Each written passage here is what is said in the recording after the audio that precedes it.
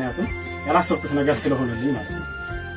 በዚህ አጋጣሚ እንግዲህ ሁላችሁም ከጎኔ ሆናችሁ ለህፃን ብሌን አሸናፊ የ4 ሚሊዮን ብር የህክምና ድጋፍ ተደረገ። ባለፉት የ10 ዓመታት በከፍተኛ የአንጎል ውስጥ ውሃና የአንጎል ግፊት መጨመር አሊያም በሃይድሮሴፍለስ ህመም ምክንያት የአልጋ ቁራኛ ሆና ለቆየችው ህፃን ብሌን ለውጭ ሀገር የህክምና የሚውል 4 ሚሊዮን ብር ድጋፍ እንደተደረገላት የአዲስ አበባ ከንቲባ አዳነች አቤቤ ገለጹ። የህክምና ድጋፉን ያበረከቱት ሼህ መሐመድ ሁሴን አሊ ሲሆኑ ከገንዘብ በተጨማሪ ህፃኗ ያለችበትን የጤና ሁኔታ፣ ለፊዚዮቴራፒ ምቹ ያልሆነውን የመኖሪያ ቤታቸውን ሁኔታ ከግምት ውስጥ በማስገባት ለቤተሰብ የተሻለ መኖሪያ ቤት እንዲሰጥ መወሰኑን ከንቲባዋ አዳነች ገልጸዋል።